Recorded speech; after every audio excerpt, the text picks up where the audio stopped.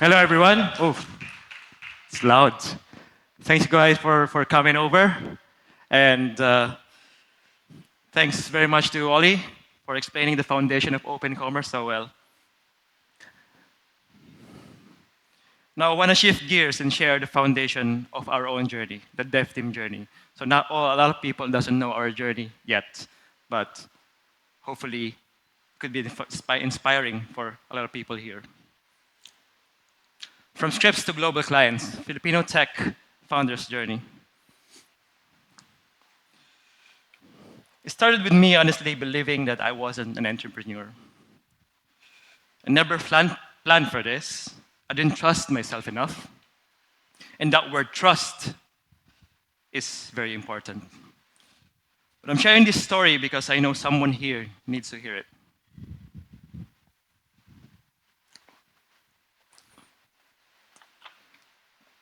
I didn't grow up in a rich family. I'm the eldest with four sisters. My father was a tricycle driver, and my mother used to clean houses, do the laundry for the neighbors to make ends meet. I saw firsthand what struggle looked like and what sacrifice meant. I also learned that no one is going to hand me a better life. But if I wanted one, I had to create it myself and break the cycle. See, I'm a developer, a builder. I love solving problems. I love creating solutions and systems and enterprises. I want to pause here because I know many of you in this room feel the same way. Coding for 20 hours straight, it doesn't feel like work. The rush that you get after fixing a bug that bugs you for 20 hours, it felt like purpose. It felt like home. See, that passion, that commitment to the craft become one of the biggest advantages that I carried into the business. Always prioritize your craft. Whether you're great at coding, UX, engineering, AI, whatever it is, never stop sharpening those skills. Never stop getting better. Because your craft is your foundation. And the moment you stop learning, everything else stops growing. So with the rise of outsourcing firms in 2010, I found myself surrounded by very good developers, people who are building and supporting global brands. That's when it clicked to me. Maybe there's a reason why foreign business trusted us. They relied on our skills, our work ethic, our ability to deliver.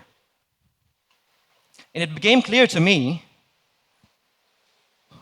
that the Philippines wasn't just a labor market, or wasn't just a cheap labor market. We have world-class talent. So that sparked two things in me. Number one is take control of my future and secure financial freedom. And also to showcase the Filipino talent for global stage. And I want to connect that to what's happening here right now. Because when I chose to take control of my life, it came down to three things: the knowledge, community, and skills. And today, you're surrounded by all three. You'll hear from founders, developers, connect with them, learn from the global experts. Use this environment. Everything you need to shape your future is in here. So, going back to my story, we started a company. But starting a business isn't glamorous. And to the business owners in this room, you will understand this immediately. The early days are hard, really hard. Because we had no investors, no capital, just skills and time, long hours of work, working on weekends, bootstrapping every single step of the way.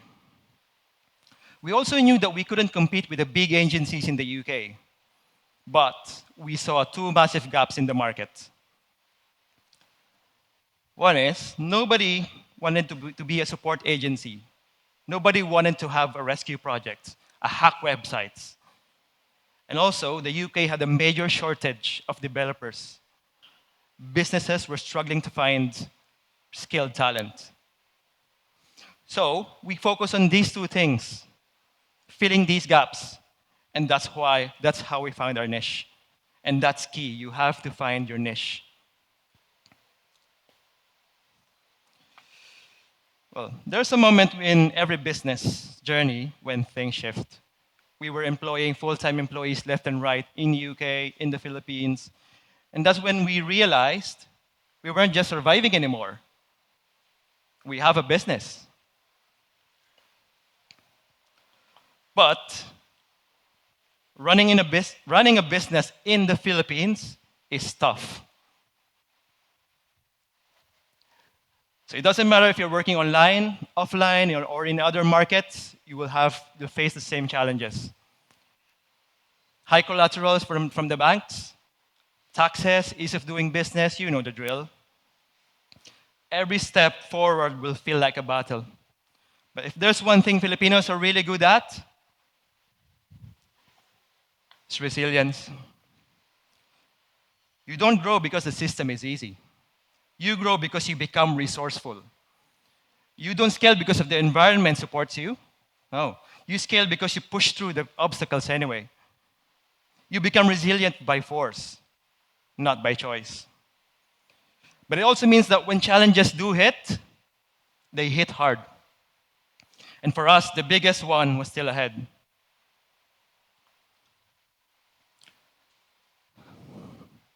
2019 was the hardest year of our journey. In 2019, we made a critical mistake. We entered into a merger with a firm that doesn't have our best interest at heart. They were one of the top e-commerce agencies in the UK.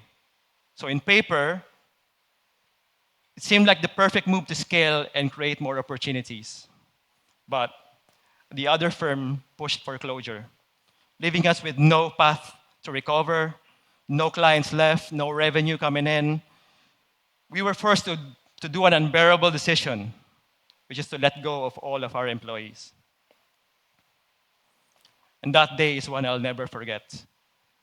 So picture this. You're in a room like this. I'm standing in front of the team. My heart's pounding, knowing that you're about to deliver the news that changes lives. They're all looking at you, waiting. Some are hopeful, some already know what's happening, and something was off. And then you say the bad news, and it's all silence. Some people wiped away tears. Others just sat there trying to make sense of what's happening.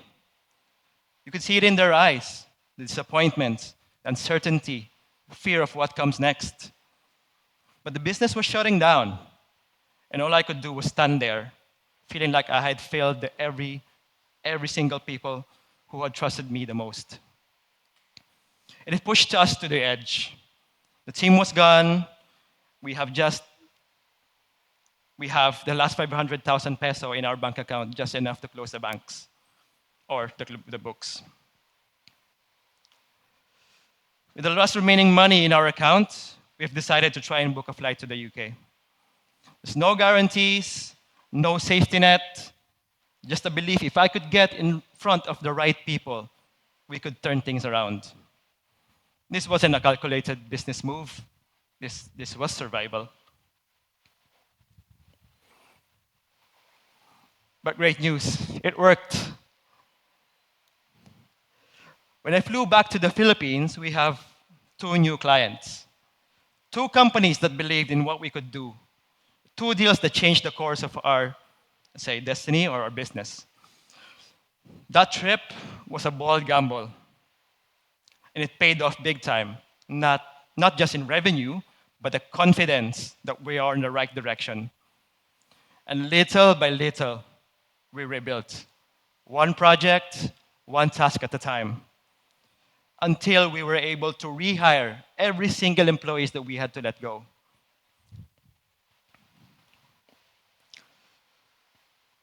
Well, you already know what open source is, and Oli covered that pretty well earlier. But I do want to share how it shaped our company and our journey. What helped us grow wasn't creating new wheels. It was leveraging the wheels that already existed and focusing our energy on delivering value. And what open source gave us is a stable foundation, a proven code base, a faster way to build and launch, and a community that constantly improving the ecosystem. Instead of starting from scratch, we learn to build on top of it. We customize, extend, integrate, and innovate where it mattered.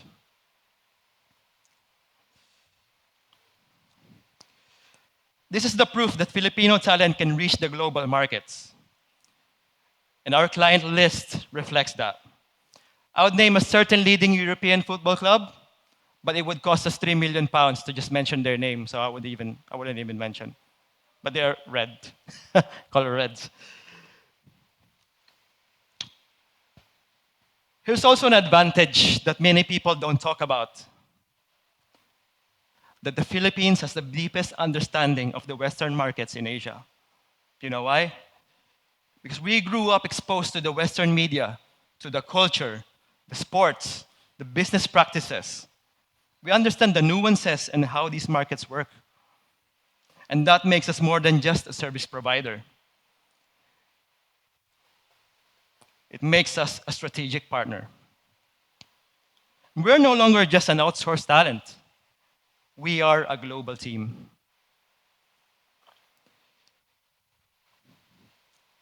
So these are the hardest lessons I learned in 10 years when we're managing the business. 10 years in, people and community over everything. Skills matter, ideas matter, but the people behind them matter more. Know your team, build connections, open doors. Don't isolate yourself. Never stop fine-tuning your craft.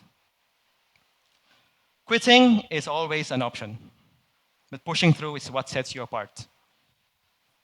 Culture, of course, is non-negotiable. Finally, accept and embrace the local challenge. If there's any advice for day one, if I could go back to day one and talk to myself, this is what I would say. No. Say no more often. We're not always good at this, but it's so critical.